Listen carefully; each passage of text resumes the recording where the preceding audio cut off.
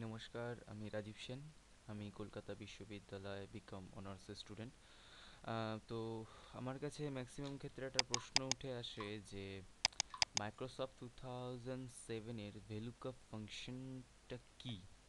তো সেটা কিভাবে আমরা ব্যবহার করব? তো সেক্ষেত্রে ভেলুকাপ ফাংশনটার অনেক কিছুই জটিলতা দেখা যায়। তো আমি সেই জটিলতাগুলোকেই খুবই সরলভাবে আমি আপনাদের দেখাবো। তো আমি দেখাবার সময় আপনাদের বলে দিই যে আমি আগে থেকে একটা ফাইল তৈরি করে রেখেছি। তো সেটা আমার রাজীব ডকুমেন্টসে আছে। রাজীব ডকুমেন্টস থেকে ভেলুকাপ। ওকে, জাস্ট মিনিট। ওকে, তো ভেলুকাপ ফাংশন। তো ভেলুকাপ ফাংশন, ওকে। তো সাপোজ আপনি এখানে একটা ডেটা দেখতে পাচ্ছেন, তো ডাটা দেখতে পাচ্ছেন। সাপোজ ধরুন আপনি এখানে সঞ্জীব লেখা আছে, তো সঞ্জীবের এখানে কমিশন রেট আছে, এখানে কমিশন রেট আছে। তো আপনি চাইছেন যে সঞ্জীবের যে কমিশনটা আছে সেটা আপনি এখানে পুট করবেন। তো সেক্ষেত্রে আপনি কি করবেন না, এই ডেটা থেকে সঞ্জীবকে খুঁজতে হবে প্রথমে। তারপর আপনি তারপর খুঁজলেন সঞ্জীবের থেকে আপনি এখানে লেখা আছে যে 1.25 কমিশন রেট। তো আপনি সেটাকে মেমোরিতে স্টোর করলেন এবং তারপর এখানে লিখে 1.25। তো সেরকমভাবে আপনি করতে পারেন, কিন্তু সেক্ষেত্রে যদি ডেটাটা অনেক বড় হয়, তো সেক্ষেত্রে আপনার একটু খোঁজা সম্ভব, একটু কষ্টকর হবে বা খুঁজতে একটু দেরি হবে। তো সেক্ষেত্রে কাজটা তাড়াতাড়ি করার জন্যই আমরা ভিলুকআপ ফাংশনটা ব্যবহার করে থাকি। অ্যাজ এ টিক আমি যেরকম বললাম যে মেমোরিতে স্টোর করা, তারপর এখানে পুট আপ করা, তো সেরকমভাবেই এক্সেলে ভেলুকআপ ফাংশনটা কাজ করে। তো আমি আপনাদের দেখিয়ে দিচ্ছি কী করে কাজ করে। তো ইজ ইকুয়াল টু VL। তো দেখুন VL যখনই দিলাম তো এখানে একটা ভেলুকাপ ফাংশনের একটা চলে এসছে। তো মাইক্রোসফট 2007 একমাত্র এই সুবিধাটা রয়েছে। তো সেক্ষেত্রে আমি এই ফাংশনটাকে আনার জন্য enter hit the tab hit করলাম। তো সেক্ষেত্রে দেখুন ভেলুকাপ ফাংশনটা চলে আসলো। তো এখান থেকে আমাকে একটা ফর্মুলার ছোট্ট স্ক্রিপ্ট দেখিয়ে দিচ্ছে যে আমাকে কিভাবে কি করতে হবে। তো একটা ক্ষেত্রেও আমি এরমভাবে এখান থেকেও করতে পারি আমি। তো আপনাদের সুবিধার জন্য আমি এটা বার খুলবো। সেই বারটাকে খোলার জন্য আমাদের কন্ট্রোল A প্রেস করতে হবে। তো কন্ট্রোল A প্রেস করলেই দেখবেন আমাদের এখানে একটা ফর্মুলা বার খুলে যাচ্ছে।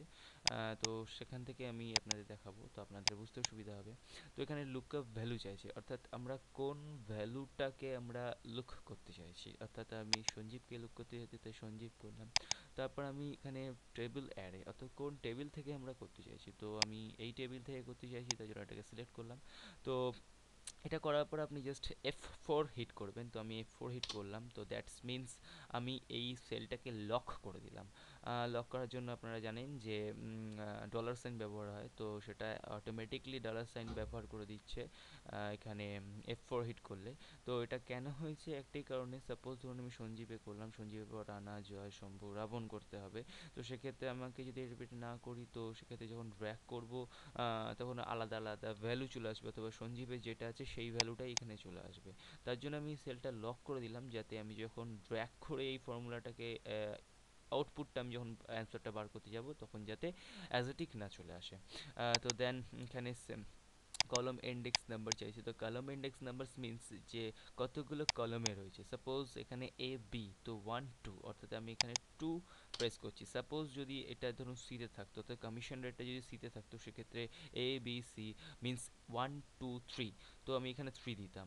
ওকে, তো এখানে তারপর দিচ্ছ রেঞ্জ লুকআপ। তো রেঞ্জ লুকআপ মিনস এখানে এক্সেলে দুটো রেঞ্জ লুকআপ ব্যবহার হয়, যেরকম হচ্ছে ট্রু অর ফলস। যেরকম ট্রু অর ফলসের ক্ষেত্রে সাপোজ লজিক্যাল ভ্যালু, সাপোজ আমরা যদি দেখে থাকি, তো কম্পিউটার একটা ল্যাঙ্গুয়েজই বসে যেটা হচ্ছে 0 আর 1। তো এখানে এক্সেলে 0 মিনস ফলস এবং 1 মিনস ট্রু। তো এটা অনেক বড় থিওরি আছে, তো আমি সেই থিওরি থেকে পড়ে আমি যা বুঝেছি, এটা অনেক বড় থাকলেও ছোট্ট করে আমি বলে দিচ্ছি, যেটা আপনাদের কাজের ক্ষেত্রে অনেক সুবিধা হবে। অত বড় কিছু মনে রাখার কোনো প্রয়োজন নেই। সাপোজ ধরুন আপনি কোনো সংখ্যা ব্যবহার করছেন, যেরকম হচ্ছে 0 1 2 5। তো সেক্ষেত্রে আপনি জাস্ট দেবেন 1, অর্থাৎ ট্রু। কোনো কিছু নাম বা অক্ষর ব্যবহার করলে জাস্ট প্রেস করবেন 0। আমি যেরকম এখানে নাম ব্যবহার করেছি, সেক্ষেত্রে আমি এখানে 0 প্রেস করলাম। তো এখানে ফলস দেখিয়ে দেবে। মিন্স নাম ক্ষেত্রে 0 এবং সংখ্যার ক্ষেত্রে 1। তো তারপর আমি ওকে ক্লিক করছি, ওকে করলে দেখবেন এখানে চলে এসছে। এখান থেকে আপনি ড্র্যাগ করে আনতে পারেন, অথবা আমি কার্সারটা নিয়ে আছি, দেখুন প্লাস চিহ্ন আছে, জাস্ট ডাবল ক্লিক করব তো চলে আসবে। অ্যাজ ইট ইজ এখানে চলে এসছে, কিন্তু দেখুন রাবণের ক্ষেত্রে আসেনি, কিছু এখানে আসেনি, অর্থাৎ না দেখাচ্ছে মিন্স নীল। তো অ্যাকচুয়ালি এটা দেখালো কারণ এখানে রানা আছে, শম্ভু আছে, জয় আছে, সঞ্জীব আছে, কিন্তু এক্ষেত্রে দেখুন এই ডেটার মধ্যে রাবণ বলে কোনো ডেটা নাম নেই, তো সেক্ষেত্রে এটা দেখিয়েছে। ওকে, তো আমি তো আপাততভাবে দেখালাম যে একটা পেজের মধ্যেই, অর্থাৎ একটা শিটের মধ্যে, যেরকম ই এক্স শিটের মধ্যেই, অর্থাৎ মিনস ই এক্স শিটের মধ্যেই এটা করতে হলো। তো যদি আপনাকে অন্য শিটে ট্রান্সফার করতে হয় বা ডেটাটাকে লুক করতে হয়, তো সেক্ষেত্রে কী করবেন? জাস্ট আপনি যে টেবিলটা ইউজ করছেন, তো সেই টেবিলটা একটা নাম দিয়ে দেবেন। আমি এই টেবিলটা ইউজ করছি, তো এটার নাম দিয়ে দেবো। জাস্ট এখানে লেটার বক্স বলে একটা অপশান থাকবে, এখানে জাস্ট ক্লিক করবেন, তো আমি লিখে দেবেন লিস্ট।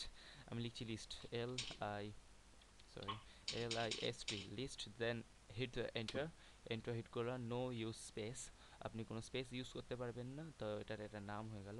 তারপর ক্লিক টু AX2 তে গেলাম, তো এখান থেকে আমি লুক আপ করতে চাইছি এটা, তো এখানে লিখবো VL, hit the tab, then Sanjeev, click the Sanjeev, comma, and then press F3. Why আমি F3 প্রেস করলাম? কারণ আমি সেকেন্ড পেজ থেকে, অর্থাৎ EX1 পেজ থেকে আমি ডেটাটাকে আনতে চাইছি, তো সেক্ষেত্রে এটা খুবই জরুরি যে এটা এখান থেকে নিতে হবে। তার জন্য আমি F3 প্রেস করলাম, এবং তারপর আমি লিস্ট নাম দিয়েছিলাম, তো লিস্ট এখানে নাম চলে এসছে। দেন ক্লিক ওকে, দেন কমা, কমা প্রেস করলাম, তারপর ওখানে কত কলমে রয়েছে না, A B তে আছে, মিনস 1 2, তো 2 ব্যবহার করব, এবং এটা আমি নামের ক্ষেত্রে ইউজ করছি, তার জন্য আমি 0। Then hit the enter, enter hit করব, অটোমেটিকলি চলে আসবে। তো ডাবল ক্লিক, তো রাবণ যেহেতু নেই ওর মধ্যে, তার জন্য এখানে নীল আসলো। ওকে, তো এরকমভাবে একটা পেজ থেকে আমরা একটা পেজে ট্রান্সফার করতে পারি। তো আমি এবার একটা দেখাচ্ছি, যেটা হচ্ছে শুধুমাত্র সংখ্যার ক্ষেত্রে। তো so আমি সংখ্যার ক্ষেত্রে করছি, তো আমি এখানে চাইছি যে এই পার্সেন্টেজটা এখানে আসবে। তো সেক্ষেত্রে VL, hit the tab, তো VLOOKUP control A, তো control A প্রেসলাম, ভ্যালু চাইছি, ভ্যালু দিয়ে দিলাম। টেবিল এরে চাইছি, তো টেবিল এরে আমি এটা দিচ্ছি। তো use the, hit the F4 hit করলাম। দেন কলম নাম্বার AB আছে, তো 1 2, তো মিনস 2। অ্যান্ড দেন এখানে লিখতে হবে, যেহেতু আমি সংখ্যার ব্যবহার করছি, তার জন্য এখানে 1, অটোমেটিকলি এখানে 2 চলে আসবে।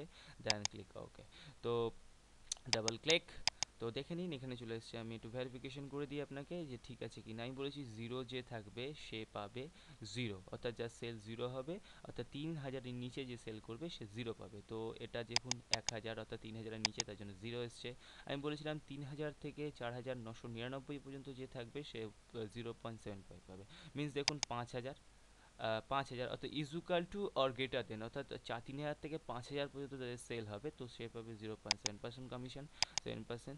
তো এখানে 6000 আছে, তো 6000 7% এসছে, বিকজ এটা 9000-এর কম, তো 5000 থেকে 9000 পর্যন্ত হবে যার, তার হচ্ছে 7.5, তো 7.5 চলে এসেছে। দেখুন 10,000 যার সেল আছে তাকে বলেছিলাম 0.025 কমিশন দেওয়া হবে, তো সেক্ষেত্রে 10,000 সেল করেছে, তাই জন্য 0.05 কমিশন পেয়েছে। ওকে, এরকমভাবেই আমরা দেখে নেব। তো নেক্সটে আমি এই টিউটোরিয়ালটা আশা করি আপনাদের কিছুটা হয়তো সাহায্য করেছে ভ্যালুকাপের ক্ষেত্রে। তো আদার্স এনি কোনো ইনফরমেশান থাকলে, অথবা কোনো কিছু জানার থাকলে, আমার ইমেল অ্যাড্রেস হচ্ছে, আমি লিখে দিচ্ছি এখানে, জাস্ট রাজীব সেন, RAJIBSEN1988@gmail.com, এটা হচ্ছে আমার ইমেল অ্যাড্রেস। আপনি এখানে মেল পাঠাতে পারেন, আমি যথাযথ আপনার সাহায্য করব। আমি আবার আপনাদের ইমেল অ্যাড্রেসটা বলে দিচ্ছি, রাজীব সেন, RAJIB1988@gmail.com, মেল করে দেবেন, আমি যথাযথ আপনাদের অ্যান্সারটা পাঠিয়ে দেবো। ওকে, গুড বাই।